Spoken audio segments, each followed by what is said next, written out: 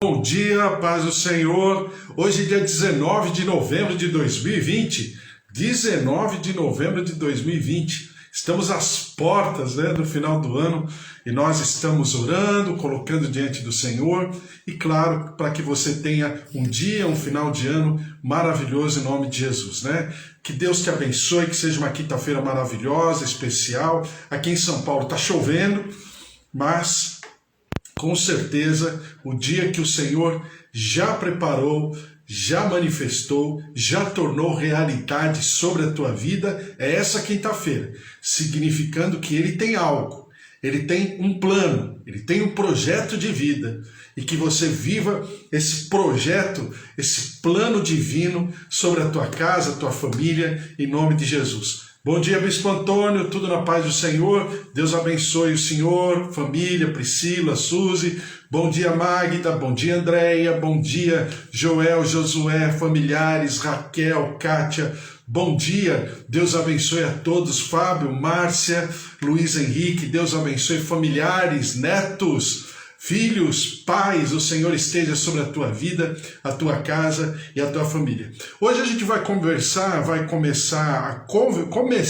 conversar sobre um outro tema dentro de Mateus capítulo 6, Mateus 1, 2 e 3 e 4 fala sobre... 1, 2 e 3, Fala sobre a biografia de Jesus. 4 fala sobre a biografia de Jesus e, ao mesmo tempo, o chamado de Jesus, o chamado ministerial, quando ele é batizado por João Batista e depois o Espírito Santo impele ao deserto, E ali ele é colocado à prova, tentado por Satanás.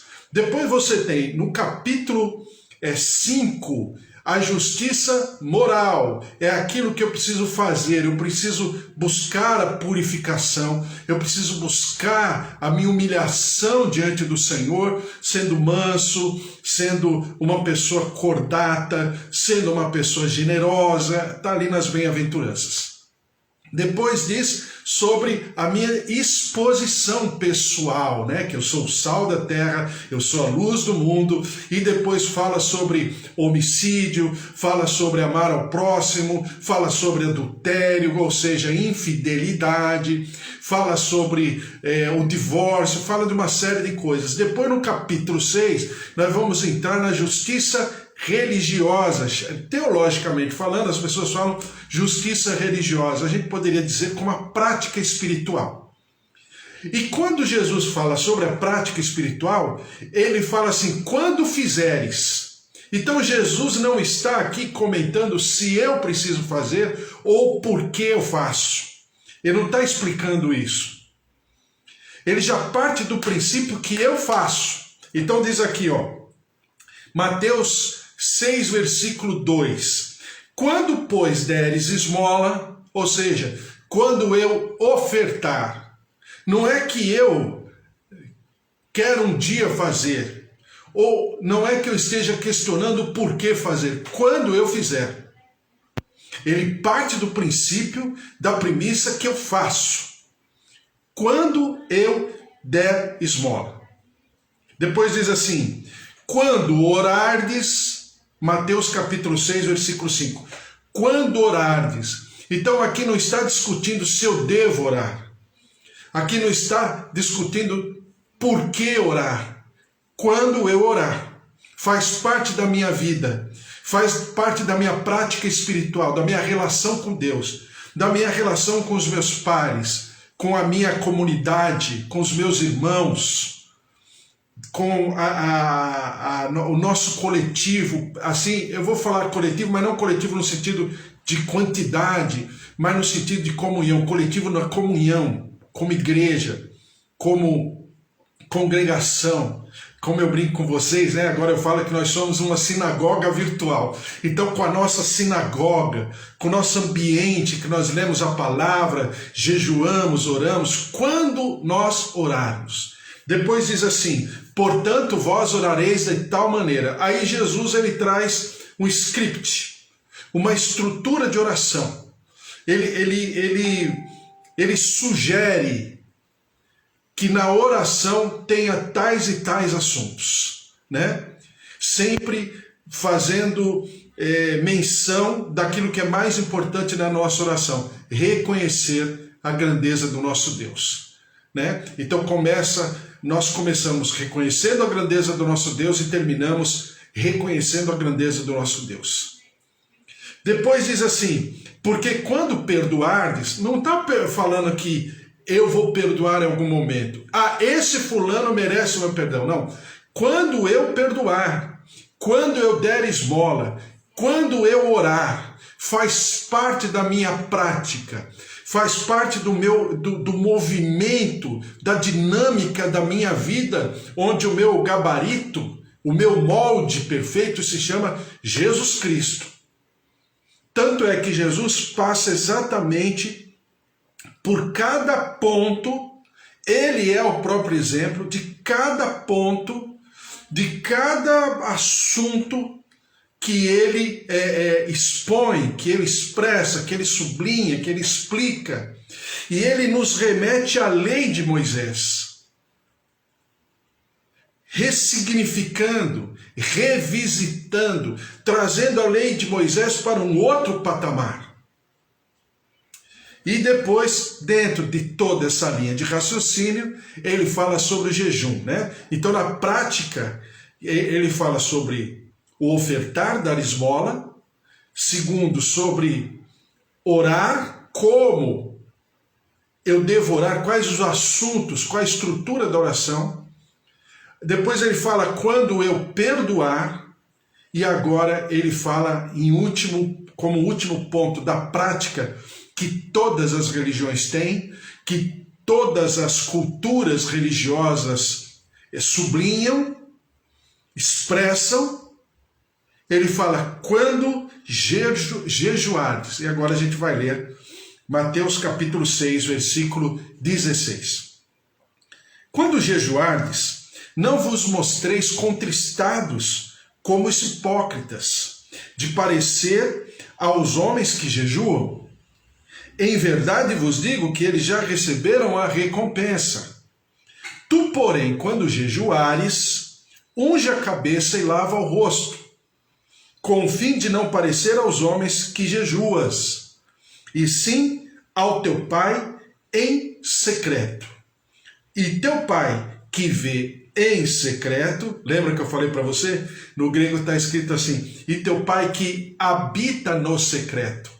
O teu Pai que habita no segredo, né? Não é porque que Deus, quando você lê no grego isso, não é porque Deus quer se esconder. É porque Deus habita no secreto, porque Ele conhece o nosso secreto. Ele conhece o nosso coração. Ele sabe qual a nossa intenção, qual o nosso sentimento, qual o nosso pensamento. A Bíblia fala que Ele é onisciente. Ele sabe todas as coisas. É nesse sentido, né? E sim é o teu Pai em secreto, e teu Pai que vem em secreto te recompensará. Já falei para você, recompensará. Essa postura de Deus diz respeito lá no original, recompensa no sentido material mesmo, tá? Não é apenas uma questão etérea, te recompensará em algum momento e tal, não. É recompensa material. Não sei como, não estou agora discutindo, não é esse fórum de discussão nesse momento, mas a recompensa é no sentido material, no sentido de estarmos alcançando possivelmente aquilo que desejamos, entre aspas. Por quê? Eu já vou te explicar por quê. Então, vamos lá. Quando jejuardes, não vos mostreis contristados. Então, o que Jesus está falando? Quando jejuar. Existe uma linha na teologia, que é uma linha muito perigosa, e eu acho que uma das razões que nós, como povo de Deus, perdemos a nossa identidade, e desculpe, porque é uma constatação, eu não estou falando nada demais, você sabe disso, né? Tá cheio de gente que fala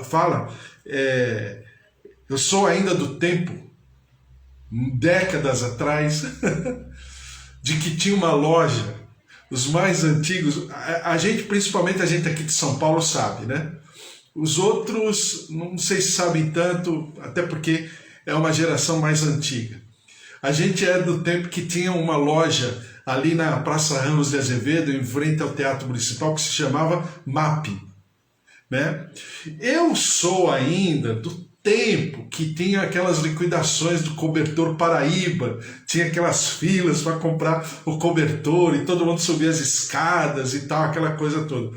Então, eu ainda sou do tempo de que quando a gente ia comprar os cobertores Paraíbas, né? Que geralmente a liquidação vinha assim entre essa época mais ou menos, final de ano assim, porque se comprava para o ano seguinte, né? Para o inverno, para as temperaturas mais baixas e tal, aquela coisa toda. Então, quando a gente ia lá no setor de cadastro, que era um andar só para fazer cadastro, eram aquelas filas e tal, aquela coisa toda, né? E a gente ia fazer cadastro, se a pessoa falava assim, eu sou crente, por incrível que pareça, naquela época, alguns dizem que é por isso que o MAP faliu, mas isso é brincadeira. Mas quando você falava, eu sou crente, o cadastro era facilitado, porque se tinha, naquele tempo, que uma pessoa crente, ela tinha mais condição de cumprir com a sua palavra. E o serviço de cadastro simplificava para aqueles que diziam que eram crentes. Olha o tempo, olha o tempo que eu vivia. Isso não tem nada a ver com os dias de hoje, é o contrário. Se a pessoa fala que é crente, você é daquela igreja tal, você é daquela igreja que, né, não vou nem contar os exemplos, porque senão a gente vai falar de outra história aqui que também não é esse fórum. Mas você é daquilo, então já te compara com um monte de coisa, com um monte de características, compara a gente com isso, com aquilo, enfim, viramos chacota.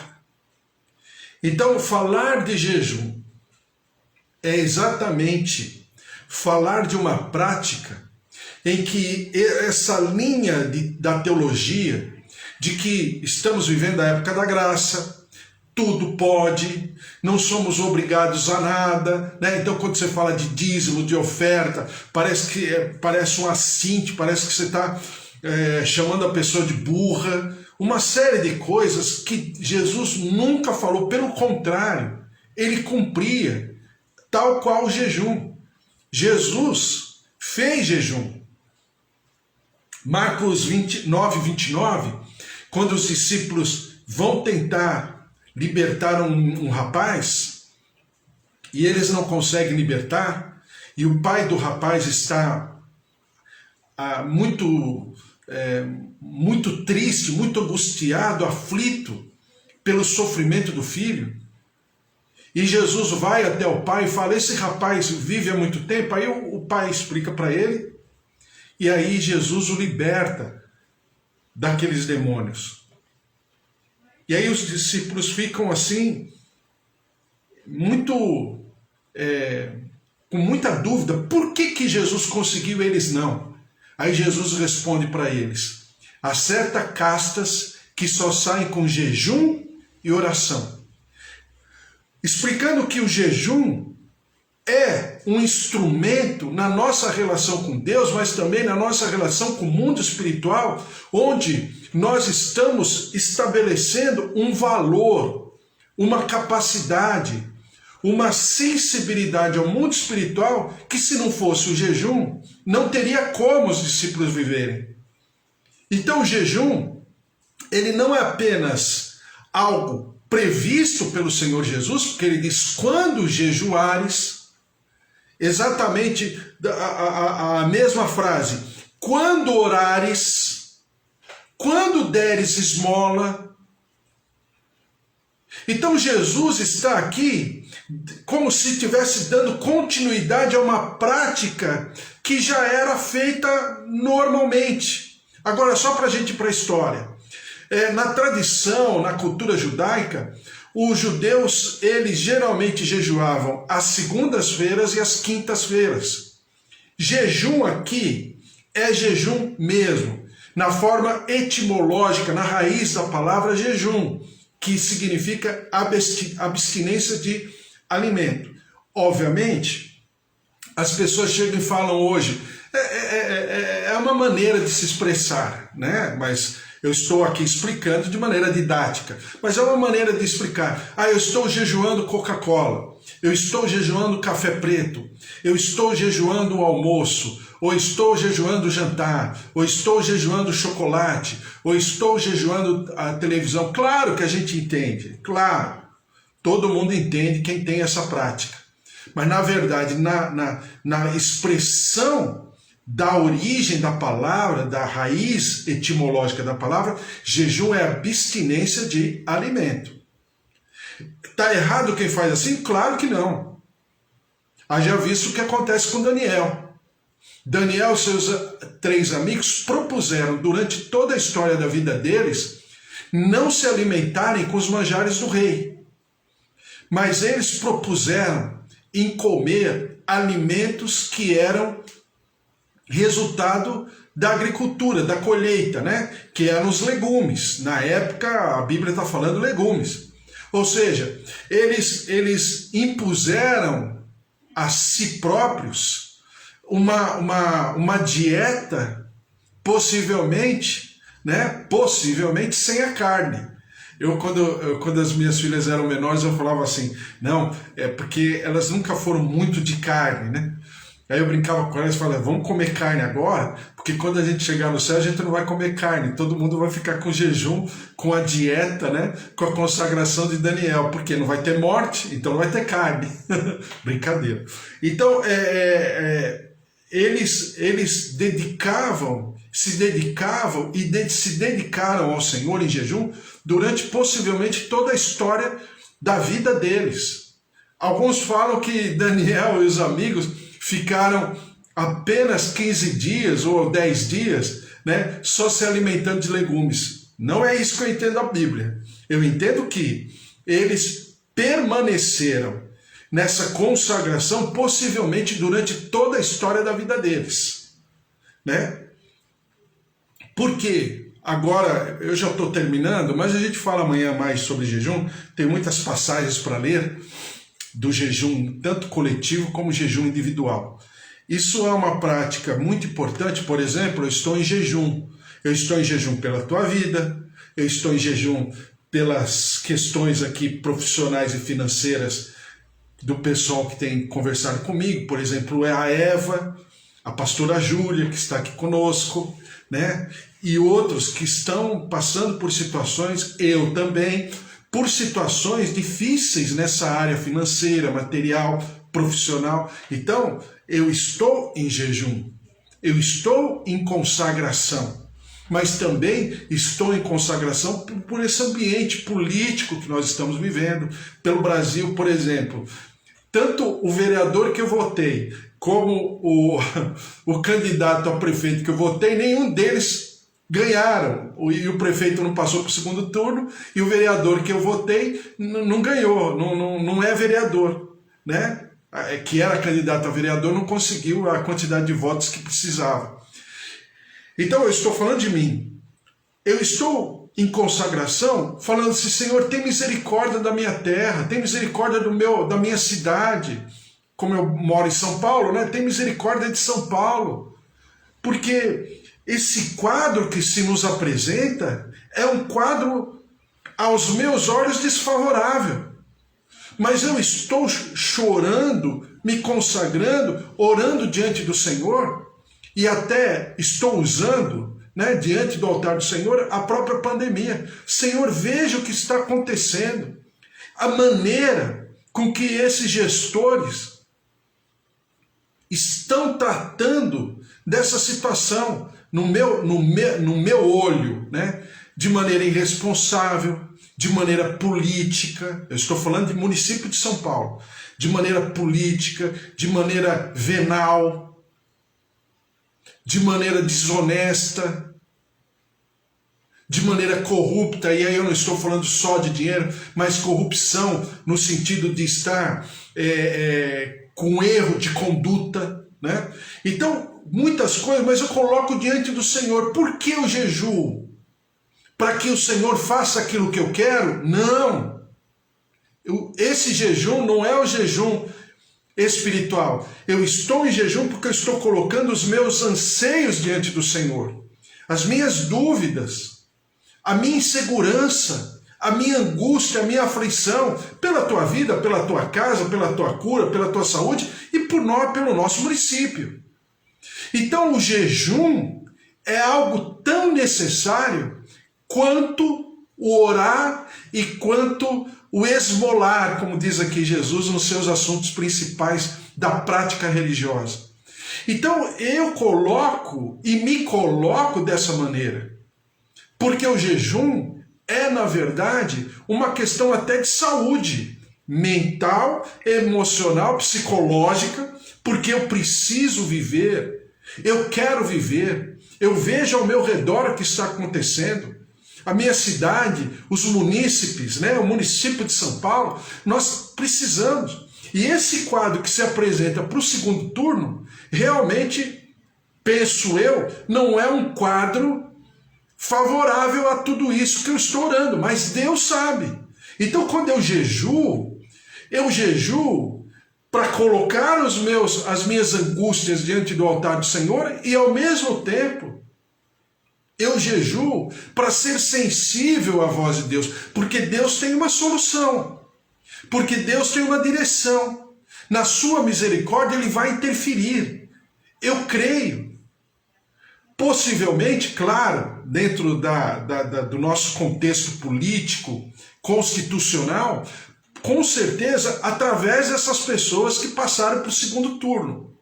Mesmo que ainda eu não veja neles, humanamente falando, aquilo que eu penso sobre a minha cidade, mas isso não significa que eu não vá orar, que eu não vá clamar por aquele que for escolhido para ser o gestor.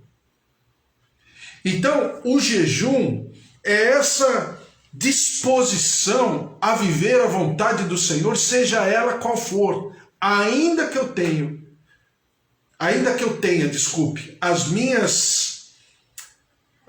os meus sentimentos, os meus pensamentos, eu abro mão, porque a vontade do Senhor, que é boa, perfeita, agradável, não é a minha vontade. E eu também não quero pensar que a minha vontade vai interferir na vontade de Deus, porque não é verdade. Deus é supremo, Deus é maior. Então, Senhor, me ajuda a entender.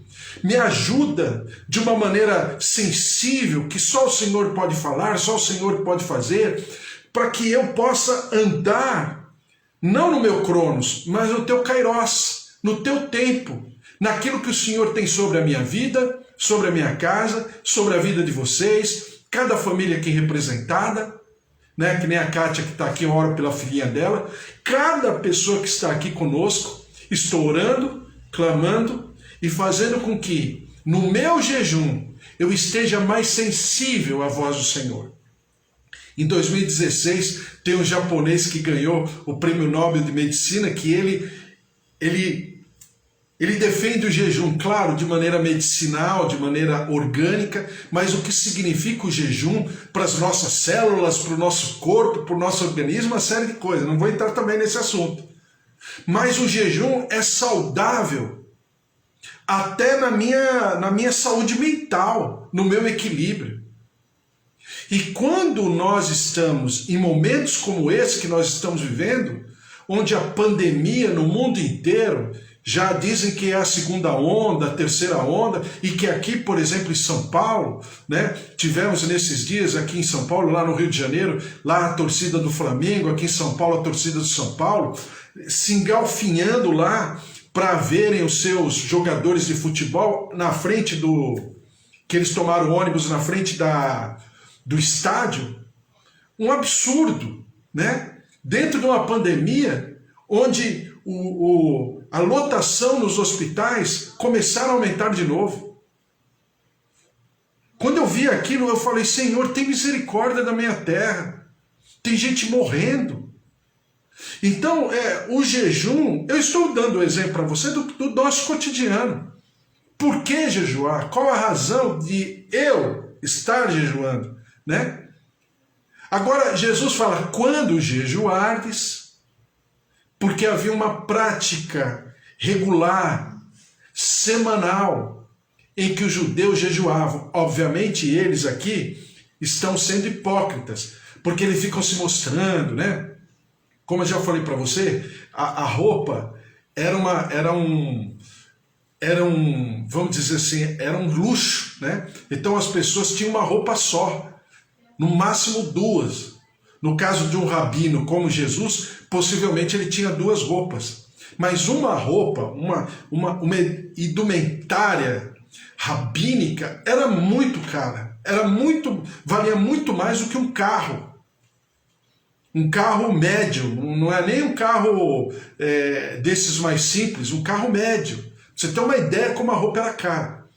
Então, os rabinos, os religiosos, os escribas, né? Principalmente rabinos, que eram os mestres, os escribas, ou seja, a classe, o grupo dos fariseus, quando jejuavam, que possivelmente era o grupo que Jesus conhecia mais particularmente, por ser ele um rabino também, eu já expliquei isso para você. Então ele conhecia, ele falava, não sejam hipócritas, não jejuem para mostrar para os outros, tirando a roupa de vocês e colocando um pano de saco, quer dizer, um pano sem costura, sem nada, só como se fosse uma coberta, né? Um lençol, se fica se vestindo para dizer que está jejuando. Não! O nosso Deus é o Deus do secreto, que habita no segredo do nosso coração, no nosso sentimento. Ele conhece o nosso coração. Não faça assim. Mas jejue de uma maneira correta, porque o Senhor, o nosso Pai que vem em secreto, Ele te recompensará. Bom, vamos orar, amanhã a gente conversa mais sobre o jejum, então, desculpe. Essa linha de raciocínio que diz que a igreja vive o tempo da graça porque vive, que a igreja não é obrigada a fazer mais nada, tem toda a razão, mas por isso, se justifica em não praticar aquilo que Jesus ensina, então, desculpe, não é uma teologia tão coerente com aquilo que você vê na própria palavra de Deus. Uma coisa, eu já expliquei para você, é a lei cerimonial e a lei moral. A lei cerimonial está certo, Jesus já cumpriu todas. Eu não preciso ir lá levar um cordeiro no templo do Senhor, até porque não existe mais o templo, ele está destruído. Mas eu não tenho que ir lá em Jerusalém levar o cordeiro lá para ser imolado pelo sacerdote? Não, porque Jesus já se fez cordeiro. Agora, a lei moral, do Antigo ao Novo Testamento, eu preciso observar e preciso viver exatamente essa direção moral que o Senhor tem sobre a minha vida, sobre a minha casa e a minha família, em nome de Jesus. Vamos orar. Senhor, nosso Deus, nosso Pai, eu coloco os teus servos diante do teu altar aqui, cada um deles, a Kátia, o Bruno, Senhor, também a minha tia Rosária, a minha tia Alzira, meus familiares, meus pais, meus tios, meus primos, derrama-te sobre cada um, netos, sobrinhos, em nome de Jesus, tios, avós, idosos, a Késia também, com a sua casa, sua família, Ivo, Karina, Patrícia, seus genros, tua glória, tua presença, o teu mover sobre cada um de nós, a dona Nadir, o seu Toninho, a graça, o poder, o mover do Senhor, seu João, dona Dária, nossos familiares diante da tua presença, diante do teu altar. Derrama-te sobre cada um de nós, Raquel, Solange, derrama-te, ó Deus, curando, visitando, restaurando, nos protegendo, nos imunizando, Senhor, na nossa resistência física, orgânica, mental, emocional, e nós daremos sempre ao Senhor todo louvor, toda honra e toda glória, em nome de Jesus. Derrama-te sobre o nosso país, mais um período crítico de pandemia, de infecção. Tem misericórdia da nossa terra. Perdoa, Senhor, o pecado do nosso povo, da nossa nação, a transgressão. Perdoa-nos porque derramamos o sangue do inocente sobre essa terra. Tem misericórdia, sara, cura, visita, liberta a nossa nação. E nós daremos sempre ao Senhor todo louvor, toda honra e toda glória em nome de Jesus. Amém. Amém? Que o Senhor te abençoe e te guarde, o Senhor resplandeça o seu rosto sobre a tua vida, que o amor de Deus Pai, a vida vitoriosa em Jesus Cristo e as consolações do Espírito Santo da promessa estejam sobre a tua vida, a tua casa, a tua família, porque se Deus é por nós, quem será contra nós? Se o Senhor é o nosso pastor, de nada nós teremos falta. Até amanhã, um beijo para todos, Deus abençoe.